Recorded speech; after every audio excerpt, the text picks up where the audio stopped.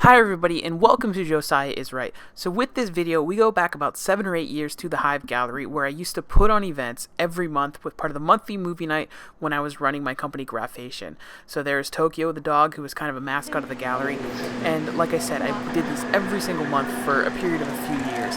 And you'll see this was a show tied to a Chiodo Brothers themed art show. So that is art by Charlie Chiodo. But what you're going to see here is the footage that I shot. I shot it on my old phone, an HTC Evo, so it's high def, but it's not the greatest quality. And you'll see here, the quality of the video aside, the content is great. You see the Chiodos talk about pitching the film, making the film, the sequel struggles that they're still going with, and hopefully we get to see that someday soon. But it's it was a really great event. I was glad to be a part of it. It was an honor to get to do some things with these guys. I had an old laptop.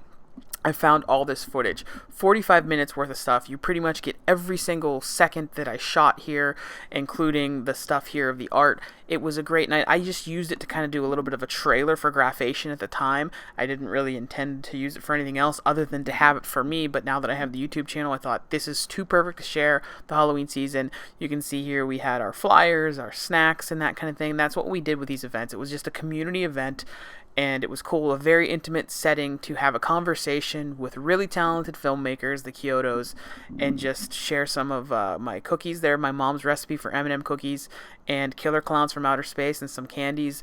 I'm pretty sure this was in October. This was actually probably June, come to think of it. But here we are in October, about 8 years later, and you get to see it finally. So enjoy some Killer Klowns from Outer Space. There's some mics and things. The mics do not pick up the audio. The audio here is really poor quality. I apologize, but it's what it is. The audio is actually for a podcast that I don't know whatever happened to that. We never ended up doing anything with the footage, so we never made that podcast. So I don't know. It's out there somewhere. And also you will see Andrew hosting, and Andrew does an awesome job moderating. So thanks to Andrew, my partner in Graphation Crime. I miss you, buddy. So enjoy. So this is the little Q&A portion. We'll do a little interview and then get some questions from the audience. First thing I want to know is the eternal struggle between clown and man. Who's winning? Well, you know what?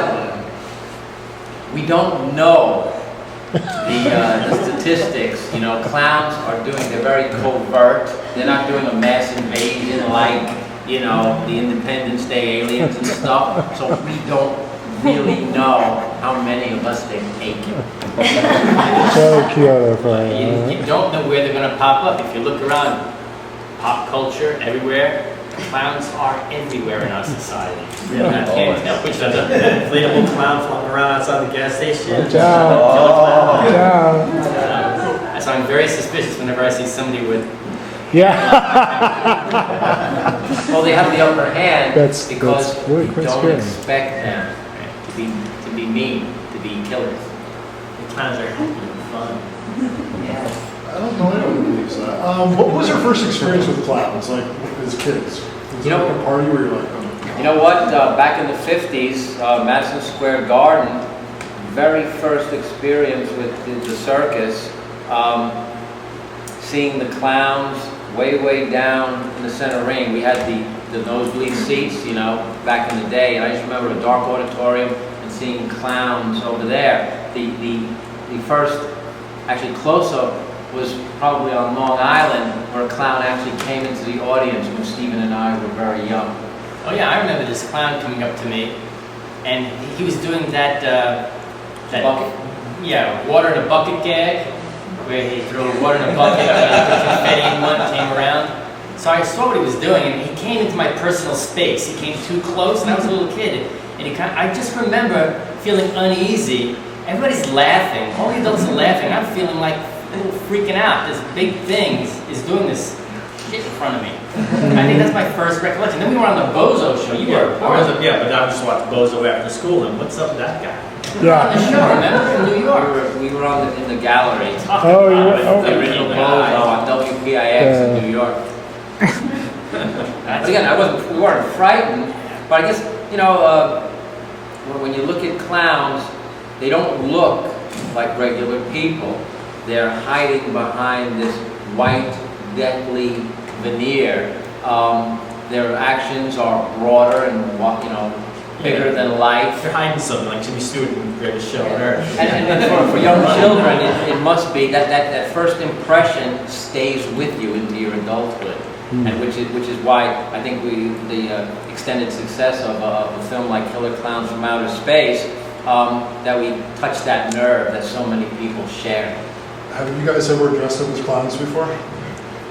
Oh, every Halloween. Yeah. I Killer Klowns get up and leave. You know, it's so easy to do because you don't have to be. It's a cheap costume. Yeah. It's a chick magnet. And the worse you do it, the better it is. How far apart are you guys in age? Oh, age. You know, Steve and I are a year and a half apart. Okay. I'm older. 8 years between Charlie and myself. Was this the first film you had collaborated on, or like what was the initial seed? It was our first feature film. First feature. Yeah. And so when did you guys like have the first thing where you would trace it back, like, oh, yeah, was that Go to night? the extras section and you can watch.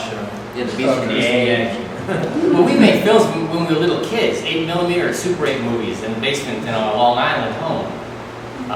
Stop motion films mimicking Ray Harryhausen, Mills O'Brien kind of stop motion, special extravaganzas. Yeah, we were doing we were planning holiday specials based on the Rankin Bass Rudolph stuff, you The know. second movie's really tough. You know, and the thing is, they got to hobnob and dance with Royal Dano, you know, who was the generation. Well, actually, they got a bigger kick out of seeing Royal than anybody because that was their generation. contemporary. Yeah. So they got. Yeah, why didn't you just like go on a blitzkrieg of cinematic awesome?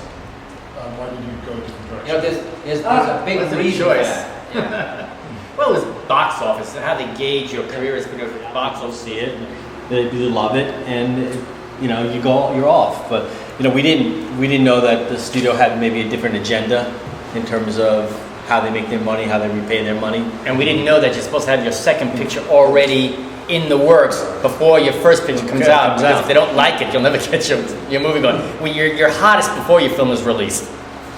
Yeah. So the second movie, We didn't know that. yeah. So the second movie turned out to be a little more difficult, but then we moved into actually television, where we've had a fair amount of success. Well, you know, the difficulty with it is one thing.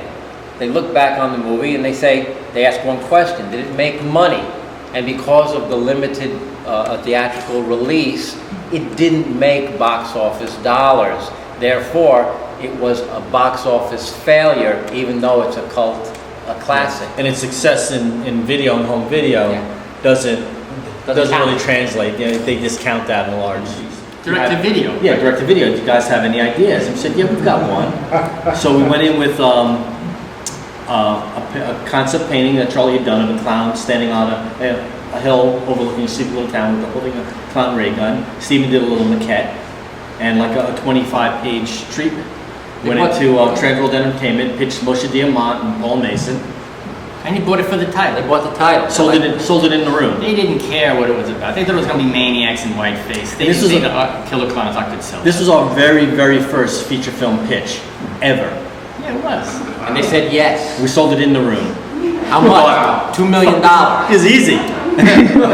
Just cake. You know, the thing about, you know, the thing, if we'd have gone to New Line Cinema, they might have had their fingers in the process more, because they basically left us alone, but the film would have been distributed and we might have seen the successes of the Freddy's franchise and the Critter franchise. Bob Shea didn't like the movie. Bob Shea, still, we were his favorite effects guys because we did the Critters, but he always told us he didn't like Killer Klowns. He didn't think you could mix comedy and horror. Yeah. He had success with Freddy, which is pretty much mostly horror. But Critters was a pretty good mix. But as it got funnier. Oh, Yeah, the first movie isn't a comedy. Yeah, it's not. Well, that's true. That's true. Well, yeah, you know, That was his take, and I think he was wrong. So we thought we were on our way. We thought we were on our way with Killer Klowns, and it was the business model and their plans that sort of, you know, thwarted our rise to success. You know, in 1989, we had a TV series, Killer Klowns from Outer Space, sold to USA. Chris Beard, the guy who created the Gong Show, was going to executive produce it. He got us in there. USA wanted to do the show. Transworld killed the deal. But our next picture that we had planned after Clowns was a thing called A Midsummer Night's Scream. Yeah. It was like a horror comedy based on Shakespeare's piece. Wow. And it was about 5 different people going to a graveyard at night. 2 lovers trying to get back together. A bunch of kids making a Super 8 monster movie. Yeah, a zombie movie in the graveyard. There was a graveyard keeper who wanted to bring the dead back alive so they could do his grounds work for him, like zombies. And there were monsters underneath the graveyard eating the bodies from below. All on one night. All in one night. Fucking great! So, what do you guys dream about? What are your dreams are? You know what? Bees and I don't flower dream. fields. I don't dream about monsters. No. I don't dream about monsters chasing me, clowns. I don't dream about King Kong, Godzilla. I don't dream about that stuff. I have action dreams. Yeah. Like I'm being chased or I have to go someplace and it's really great action. Those are the good Poor ones. bear. Lately, I'm being chased by predators. That's reality. That's in my dreams. My nightmares. Let's open up to the audience. I'm sure there are lots of questions. I don't remember how much. It was virtually nothing because nobody really made anything except the transportation guys. Yeah. On the movie. My guess is it's probably under $10,000. It was pretty minimal. And they wrote the whole thing off of a verbal pitch that our music supervisor gave them. You know, they basically gave them the title. Yeah, we can't take any credit for that. The music supervisor told them the title of the film, little overview, and they came up with it all by themselves. And what's really great is, I believe, they brought in an entirely different audience to our film. They spoke to a different group of people. And I think that's really was one of the major successes of the film. It kind of crossed over between those guys and the horror fan guys. Yeah, I mean, they just kind of riffed on the title and what did that bring, you know, they just nailed it. They love that stuff. Well, that was a smart strategy on their part because I believe they were doing it for free to get their music on a picture that they thought was going to be cool. The thing that came out of it for them is they launched a tour based on Killer Klowns from Outer Space, so they parlayed that in their own way. So we both benefited from it, and I think any money they took was just whatever was offered to them. So they didn't see any part of the film before they wrote the song? We didn't There was have nothing. any other. There was nothing made. They just saw the title, right? Oh, yeah. Yeah, they just Concept art or anything? Not even None. I don't even know if they saw the concept, but it's Killer Klowns from Outer The way Space. they worked together, What they didn't did see they- anything. Give them the title. Whose idea was it to involve them anyway? Oh, You guys know that? or- Bob Hunker, our music supervisor. Okay, okay. Because there was absolutely no other, all the other music in there is needle drop source music. It's nothing original. Yeah, the score, score is all original, but it was all library stuff. You know, the music up in, we had really contemporary hits already. We put all these 10 music in there. It was great. Well, let's go get this. Well, no, we had to pay for that. So, Yeah, it's great making low-budget films. But it was the most fun we've had. I think making it is the most fun. The best memories of fun. that was a fucking nightmare. Listen to the commentary. It really is a beat by beat. Nastiness. You guys ever get into like video games or that? I mean, Big there's sort of deal. like a driving shooting game that Absolutely. reminds me of that. And that's something that we hope to exploit in the near future. But Yeah. at that point, if it really comes down to business model, I have to get into the business of it. But Transworld borrowed a shitload of money, spent as little of it as they could, and left town. Now, some people make movies for the love of film, the love of the art. Some people do it to steal as much money as they can. And that was the Transworld model, And then, the downside of that was for 15 years, thing was in limbo legally, so we couldn't even we were trying to get the rights back to our idea so that we could do something with it. And now recently, everyone's looking for a franchise, property. So we have Killer Klowns with 25 years of a cult audience. We have video game possibilities that are unbelievable, like you said, of shooting you can either be a clown or you can shoot clowns. Who doesn't want to do that? And the TV series and multiple feature films, we bring it in, they don't see it.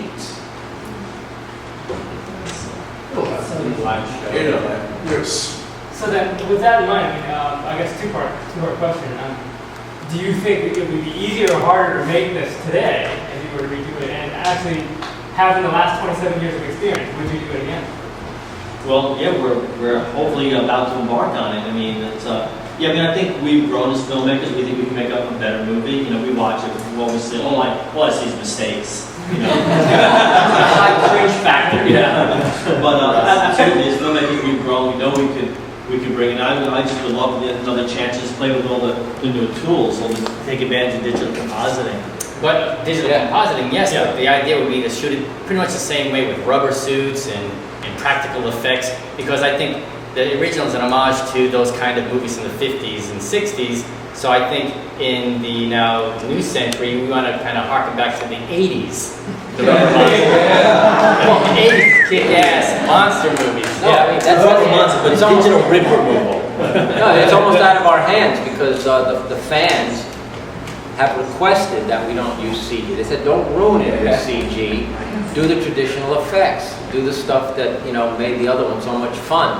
And I think a lot of filmmakers are going back to the 80s techniques because there's something real about it and fun. But it's funny because actually, when we made it, the original in the 80s, it was really a throwback, a send-up of the 50s monster movies. And now when we get to make the sequel in this century, it's going to be a throwback to the rubber monster movies of the 80s.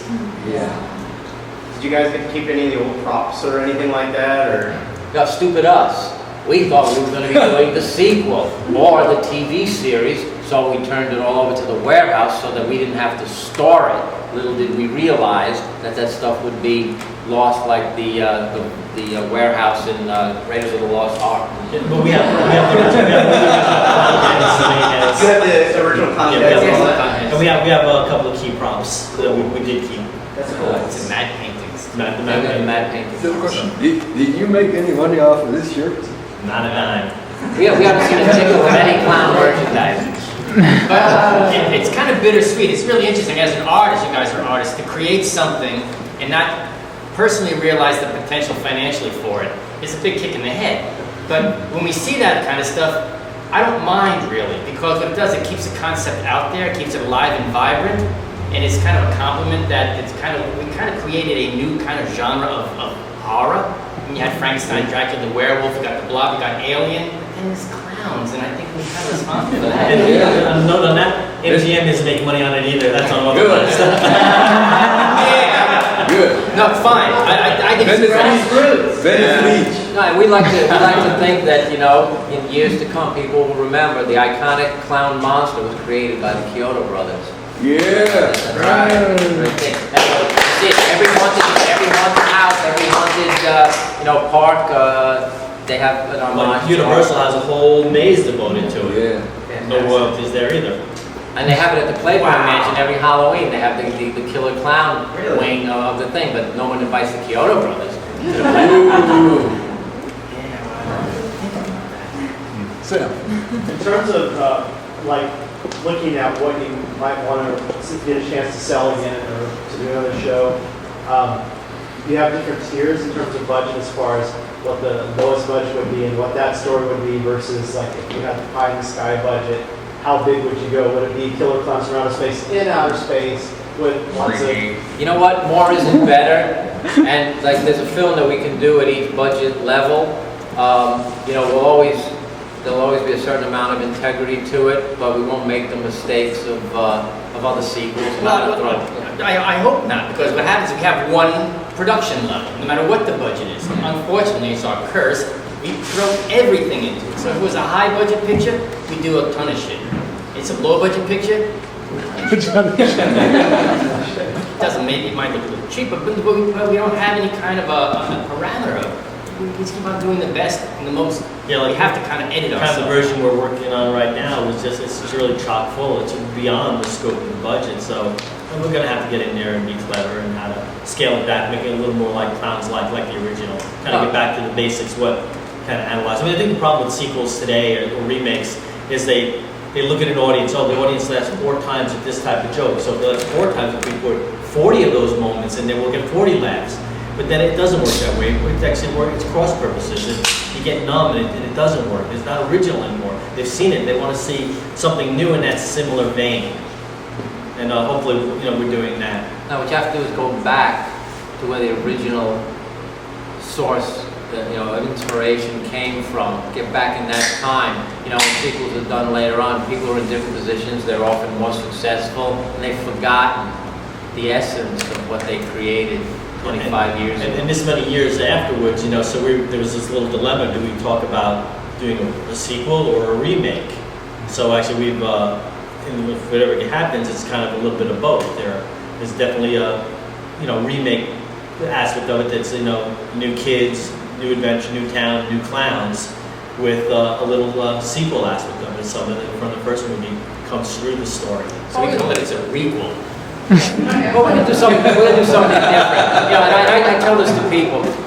How many Alien films? How many Predator films? Now there's Predator and Alien films. But you know what? In all those films, in all the 10, 15 years since we've seen those films, the alien still has acid blood, still has the face hugger, still has the eggs. Different sets of characters, different locations.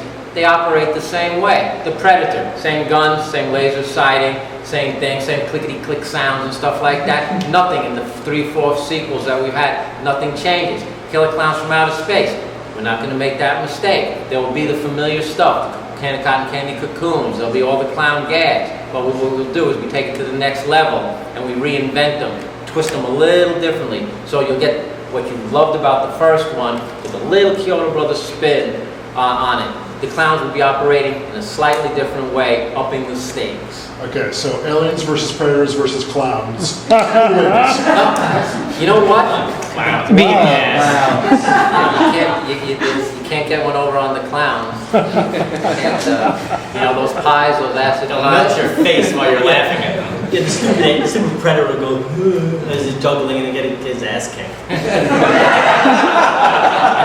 laugh at it. I thought the killer trailer that would be and it would be great to approach Toho Studios with Killer Klowns versus Godzilla, and the trailer would all have to be is Godzilla coming through breaking through Tokyo, and Clownzilla there, or a clown there with a giant pie, and hitting Godzilla in the face with a pie. Who wouldn't see that freaking movie? Even if that's all there was. Yeah. Just that. So has anyone ever come up to you and be like, your film saved my marriage? Not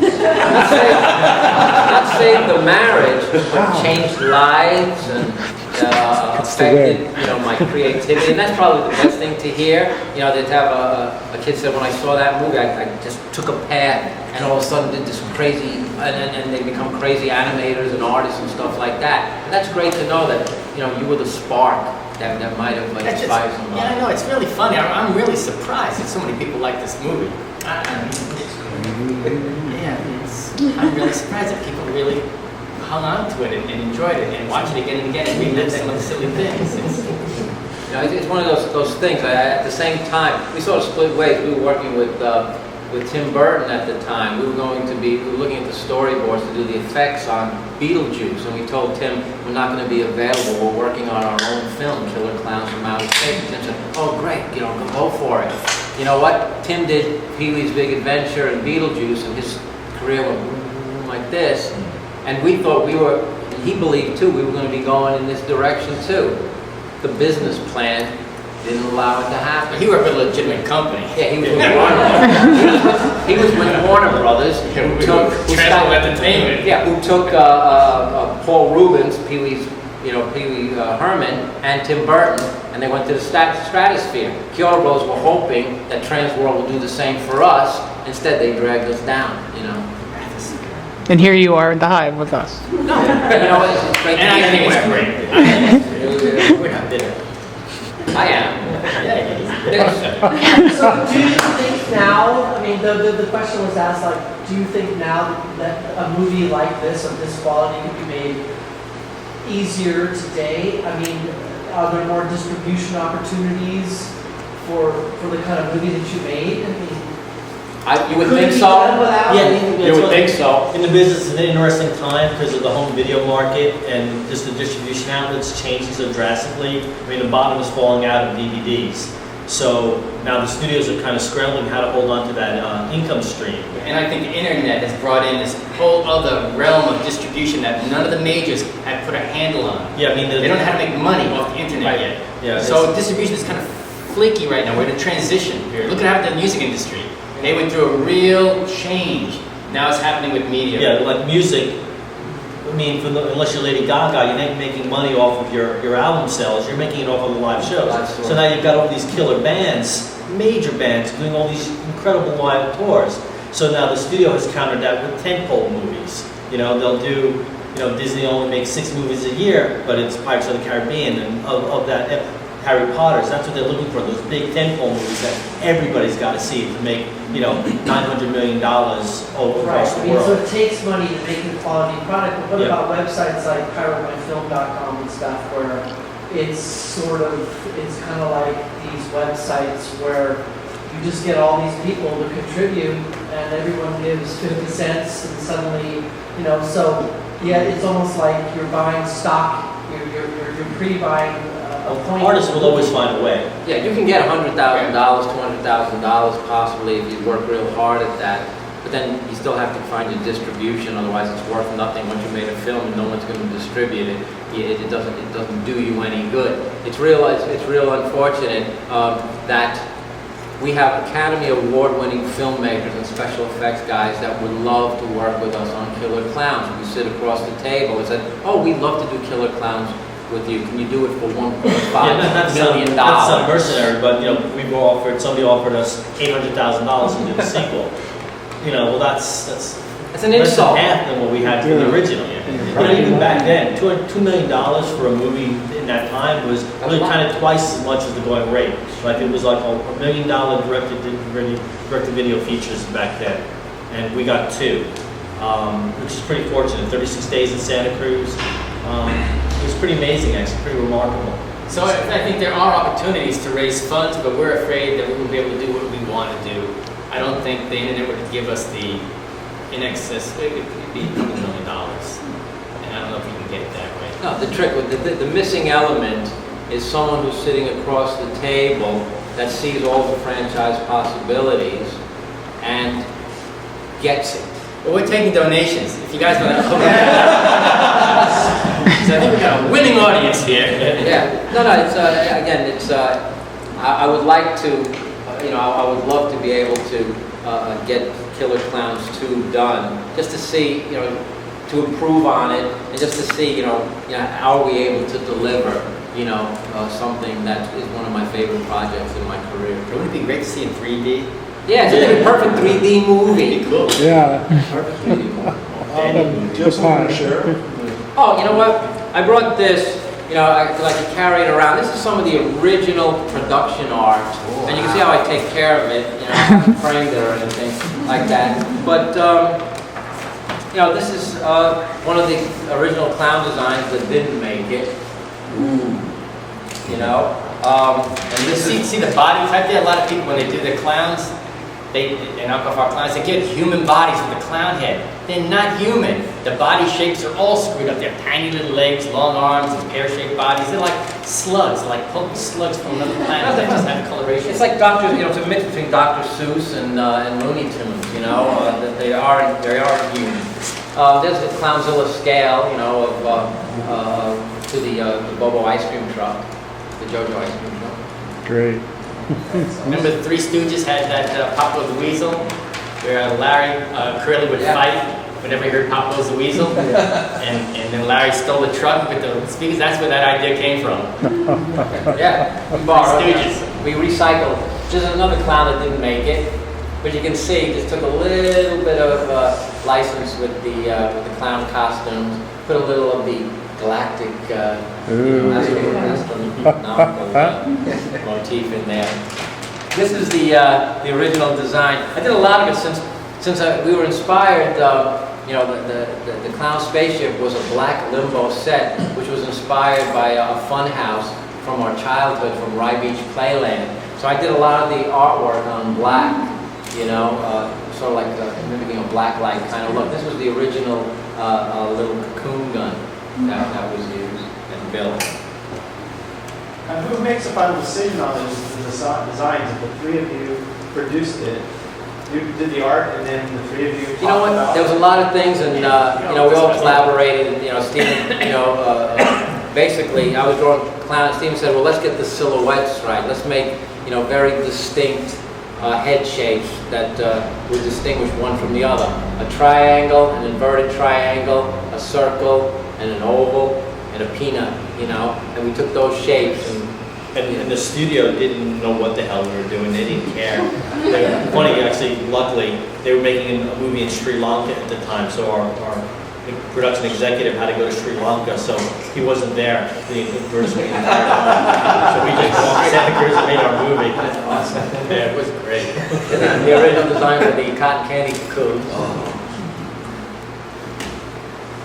That was interesting. We didn't have dailies.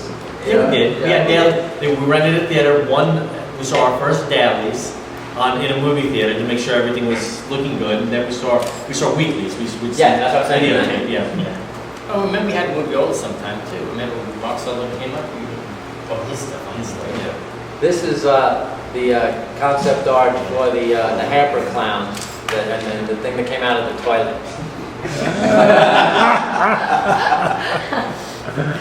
Oh, wow. It was fun. The story sessions, we wrote it in a month, right? 4 weeks. 5 pages a day. 5 pages a day. Yeah, that was the goal that we Or set. did we shoot 5 pages a day? I don't remember. Yeah, we shot 5 pages a day. And you've seen the stuff we cut out. We had a climax on top of the climax, and we had to trim it. It was fun just coming up with all these gags. We think about different circus motifs and gags and stuff, and we put a little twist on every one of them. It was a lot of fun. This is the original concept of the female clowns in the Ferengi Brothers in the ball pit. Well, what were some things you cut from the film that stick out in your mind? Porn. Well, you know what? In the funhouse, remember that old 50s funhouse thing? The giant rotating record player, disc? Well, they were trapped. The clowns, hoarded them. They came through. They surrounded them, and they were all trapped in the center of this thing. And the it clowns were started on the planet spinning with all their implements of destruction, all their weapons. So they were holding on, and the centrifugal force was eventually going to send them to their doom. Sick. And the clowns were just waiting there. It would have been a great thing it would have been a great sequence, but we couldn't build the mechanical device. This is the clown car escaping to the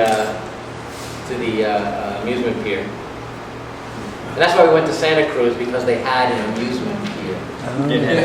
On the beach. And we shot one night there.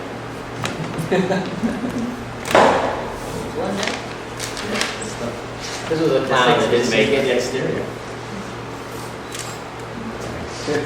Modified. The Bazooka Joe? Yeah, the Bazooka Joe, but you couldn't see his mouth. He's everybody's favorite. A lot of people like this guy. Tiny. Reminds me of little me.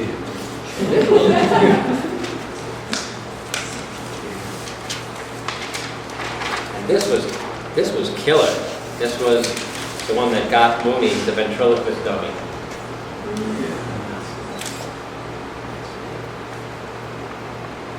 We had Jim Cagle, extraordinary sculptor, was able to take his designs and bring them to life. We gave them an anatomy and a life that really made them real. And in the hands of another sculptor, they might have not been as successful. These are two of the storyboards. This is the Clownzilla original storyboard and the shadow gag. It's really great how such a collaborative art form, and it's great how each artist brings something and makes it better. I think that Jim Cagle was able to render in 3D these drawings beautifully. They were funky enough, that had enough anatomy to make them look like they were real. Yeah, he brought the detail that's in living beings. What happened to him afterwards? Like, what did he go on to do? Oh, he's still around. He's one of the better sculptors here in Hollywood. He teaches sculptures to our students.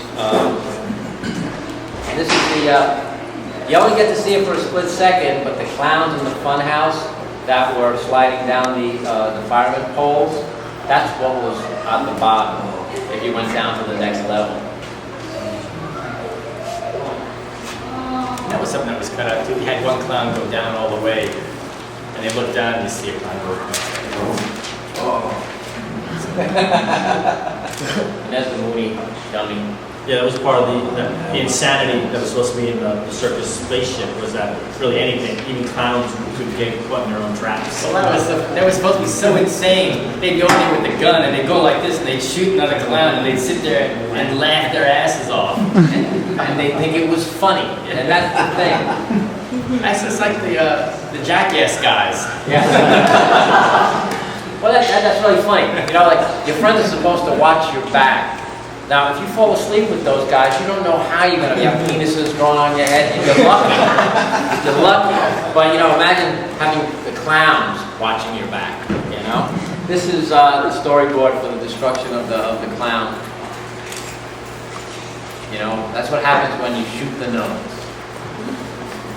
You kill the clown. And again, it was a simple build off. Just ruined the movie for everybody. Pretty good.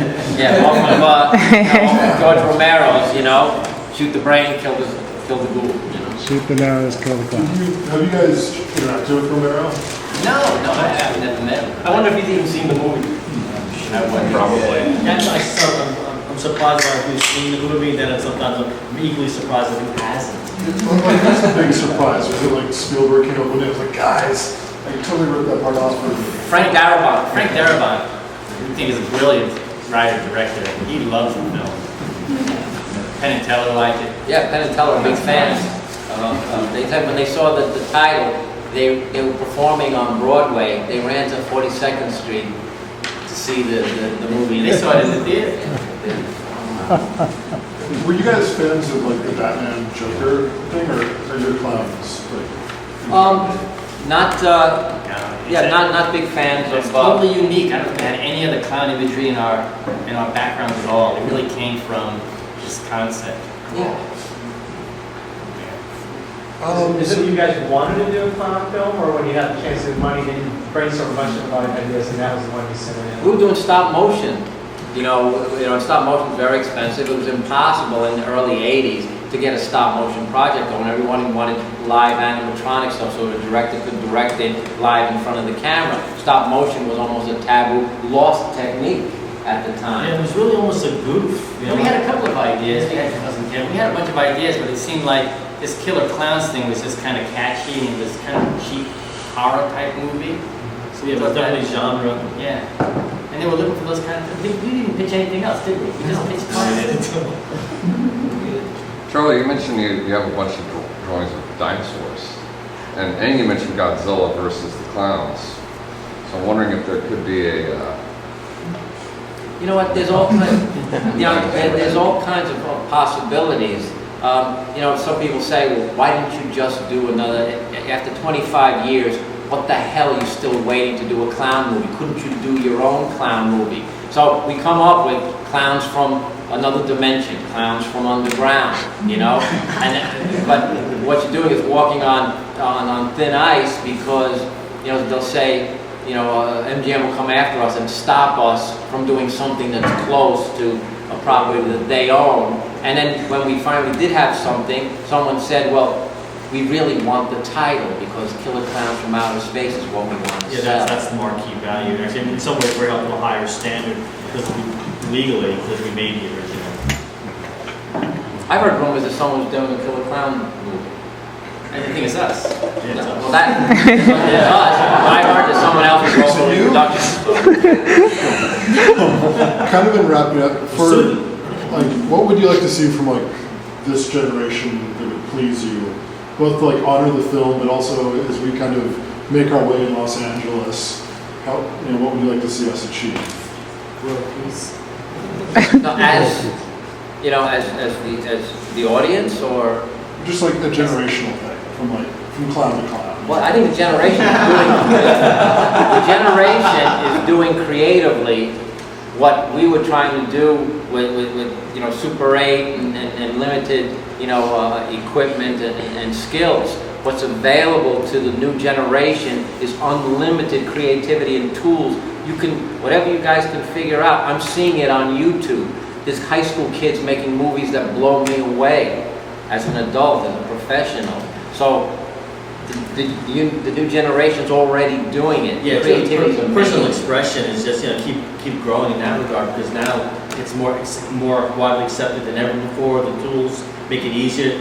You have your own distribution network and YouTube and those type of outlets. It's really cool. Like the internet has really opened up such a world of creativity and inspiration for everybody. And there's this mixed media kind of compilation that I think the tools allow you to do. So I see things from the 50s, the 60s, 20s. It's everything mixed together all at once. It's so like everything old, everything that's ever been done now is now being kind of smashed together with a new expression, or a similar expression that we've always had. And in the sense of an artist, well, I don't know where I fit in, I don't know where I belong. Well, now it's so much easier to find other people that just like you, that respond to your art. It's like those guys out there, I think what it's called, that a go-go there, that stuff there. I think it's great. It's sexy, it's scary, it's vulgar, it's violent, it's funny. I mean, it's all those things. It reminds me of the 50s stuff with the horror spin from the 80s. It's great. That's what I like about it. You're mixing everything together, and it's all new. Well, I think it's the creative spirit that working in very much the same way as it always had. You get inspired by something hits a nerve, and you love it, and it stays with you. What you do is you take that, you build on it, you make it your own, you reinvent it, and present it to a new generation, who hopefully will get the same inspiration from it. So it's a recycling and reinvention of stuff that we love. And I think it continues. And I'm seeing it every day on the internet. I just wanted to know your opinion on horror movies of this generation. Horror movie, well, I tell you, this torture porn, yeah. I'm not into that. In fact, in our careers as an effects company, we never do those violence to women stuff. We never wanted to chop heads off or chop breasts off. We just never liked that. We like monsters. They're little soul maniacs. I don't think they have soul. There's no character. They're more gimmicks. Not a good monster anymore. Well, you know what? They're well crafted. I think the Saw franchise is very unpleasant, but there's a morality to it. Yeah. Very well crafted, very well done. But like the remake of Halloween, the remake of Nightmare on Elm Street, there's nothing there. They're vacant. The gags are there, the kills are there, and they execute them well, but there's not any sense of like real dread. I mean, Halloween is a really pretty extraordinary film, and the original Nightmare is really, really great. There's a vibe to it that just is missing. It's technical. It's all about angles and camera shots, camera moves. There's nothing. Not telling a story. So what gives clowns their souls? I guess we respect the audience, because we're fans. Yeah, I think that we believe it. I mean, people think it's a silly little movie, it's like a joke, like a tongue-in-cheek farce. Yeah, it's not a farce. I really love this stuff, and we did it with a lot of passion, and we believe it. So when our guys are up there saying, "Oh my God, there's hundreds of people in these cocoons here. I have to save them." That's a real line. It's like, marginal acting aside, I mean, that was the mantra of this. The movie was you have to be real. You have to be in the movement. No winking at the camera. You can't let the audience know that you're in on the joke. You are about to be killed. This is a life and death situation. I think that's why it works. I think there's real, genuine commitment to it, to the material. Yeah, but I'm making fun of it. Even though there's flaws in it, we can see what's right and what's wrong with the original Killer Klowns. When you make a sequel, you want to make sure that it's too easy to make a farce out of it. You can make a scary movie, but let the Wayans brothers, do a parody of it. The essence of Killer Klowns is a sci-fi movie where you're trying to warn the world that they're going to be destroyed, and the story you're telling is even more impossible because you're trying to tell people that clowns are killing people. That was the thing, and if we stick to that, we can do a successful sequel. If we do a parody, then I think we lose it. I have to say that I've talked to a few people this month that told me that this movie has totally terrified them of clowns. They saw it at a young age, which is awesome. I think I love horror movies in general. But I mean, to me, like, I like how you carried through the artistic vision. That I mean, the drawings are carried through to the sculpture. I mean, it's hard to like have a vision artistically and then have it carried through visually in the actual real-time environment. And you totally did that successfully. And I think it's awesome that something so artistic and beautiful could freak people out also. Well, it's funny, the You know, movie is as silly as it is. It definitely takes a turn tone-wise when we get into the police station. And it's life and death at that point. I mean, it yeah, they takes a actually turn. So start. it's interesting watching it. I noticed, wow, that it's a real movie at this point. Well, and again, looking at it and learning from that, that's what we like to impart in the sequel, in the remake, is that up the horror a little bit more, make it a little scarier, take a little bit more, give it a little more edge for a new audience, and not make the Terenzi brothers, although they're funny characters, we put them in because they were characters in our life. They were out of the moment. I think the strength of the film is have everybody in a life-threatening situation and don't give them a break. Just have the only thing that's off is that clowns are doing this. Not that you have, some morons, just trying to get laid in the midst of a, the destruction of the planet. Yeah, it was funny, but again, it changes. You're playing with the tone. But, again, we'll see what happens. I think we sort of tapped into what the audience likes. What do you think Rob Zombie's films? Have you seen his films? I find it unpleasant. Yeah, it's good to be scared, but it has to be a fun factor where you're enjoying it as entertainment. If it's too visceral, too real, it's too unpleasant, then I don't want to go through those experiences. Case in point, in the Halloween remake, the backstory of Michael Myers is less interesting to me than having Donald Pleasance just tell me that I looked into this boy's eyes and I saw nothing. And in that moment I knew he should never be released. Far more powerful than the first half hour of that fucking movie. Yeah. Our inspiration, the thing that, where we draw the line is, man's inhumanity to man, you see it every day on the news. I'm sick of it. What we did is, if a monster can do it, it's okay, because there's a separation. It's make-believe. It's a monster. Clowns, inhumanity to man.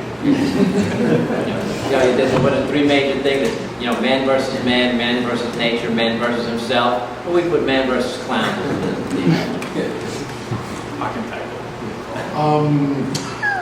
Yeah, we're going to take a little break, do a little mingling and stuff like that. Thank you so much for... Oh, this is really great. I don't even have had artists. I'm actually speaking to artists.